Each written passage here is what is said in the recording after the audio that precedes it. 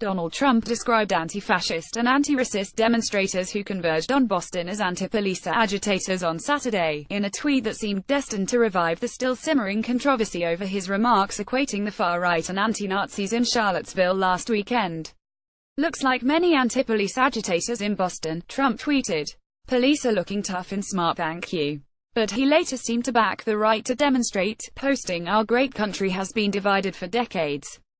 Sometimes you need protest in order to heal. We will heal, be stronger than ever." Before he added, "I want to applaud the many protesters in Boston who are speaking out against bigotry and hate. Our country will soon come together as one." An estimated 40,000 left-wing counter-protesters, including various Black Lives Matter groups and activist group Violence in Boston, marched through the city to historic Boston Common, dwarfing a small group of conservatives holding a free speech rally. Many gathered near a bandstand abandoned by conservatives who delivered a series of speeches. Boston Free Speech, a conservative activist group that organized the midday event, had publicly distanced themselves from the neo-Nazis, white supremacists and others who fomented violence in Charlottesville on the 12th of August. Nevertheless, some far-right activists had at one point been invited to speak at the rally, before later dropping out over fears for their own safety. Asked about this, a spokesperson for Boston Free Speech would not comment, but claimed to have also invited representatives from Black Lives Matter to speak too. Activist Vida James, 34, said of the president's initial tweet, "Donald Trump spewed hate speech in his campaign, emboldened white supremacists, and here in Boston we have police protecting white supremacists." She added, "The government and the police are actors of institutional racism, as we see with police brutality and Trump's defense of the same brutality. So the tweet doesn't surprise me." Another counter-protester, who gave his name only as Paul, told The Guardian, "Well, he is not wrong. Our generation has been radicalized by police murdering people of color. And cops shut down a massive section of Boston and protected about 25 right-wingers while 45,000 people joined counter-protests. I think for a lot of people it's clear what side the police are on. It wasn't on the side of the people protesting white nationalists, even though Marty Walsh, the mayor of Boston, talked tough earlier in the week. He also claimed to have been macked. I'm fine now. It was during a scrum with a Trump supporter. Someone tried to spray the Trump guy and missed and got me," he said. The violence in Charlottesville last weekend led to Trump igniting the most serious controversy over racism since his election campaign, with Republicans, business leaders, charities, sports stars and artists all denouncing him after he suggested that neo-Nazis were morally equivalent to the anti-fascist activists opposing them.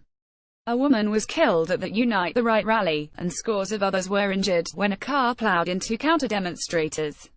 Opponents feared that white nationalists might show up in Boston, raising the specter of ugly confrontations in the first potentially large and racially charged gathering in a major U.S. city since Charlottesville. But only a few hundred conservatives turned out for the rally on Boston Common, in stark contrast to the estimated 40,000 counter-protesters, and the conservatives abruptly left early. One of the planned speakers at the conservative activist rally said the event fell apart. Sarah Betancourt at Sweetadel and Evmore Images. Police formed tight circle around arrested. 4 at digbostonpic.twitter.com K8WXF1 Go August 19, 2017 Police closed the event to anti-fascist activists and the media, telling The Guardian no one is allowed in. This is a private event. It's permitted. No cameras. Stay back. No media. There is no media allowed in. The Boston Common is a public space. 27 people were arrested, according to Boston police, including one man with a gun, who police said was on the conservative side. A witness said the man had had a concealed weapon and had been wearing a Trump hat. The Guardian witnessed at least 7 arrests, with people placed in zip ties after police cleared Boylston Street. Others threw bottles from scaffolding on Emerson College's dorm building as the crowd pressed against police, and SWAT teams armed with batons and mace protected the police vehicle containing the alt-right speakers. There had been cries of "shame and make them walk" as police led the speakers to the vehicle. Police Commissioner William Evans said of the counter-protesters, "We had some kids block the street, and they got a little confrontational." He added they were given every option to leave, but the officers, they were getting bottles, they were getting pushed, and I think they did a good job handling it. The police department claimed that bottles of urine and empty bottles were thrown at them from scaffolding at Emerson. Asked about Trump's tweet, Evans said, "I'm not going to comment on politics." Counter-protester Ariel Gray, 26, who lives in the Boston neighborhood of Mattapan, burned sage and held a sign that read "Make America Melanated Again." She said, "I got here as the police were leading the last of the white supremacists out. I saw 2 counter-protesters arrested." She said that although instances of racism were nothing new to people of color, racists have become bold.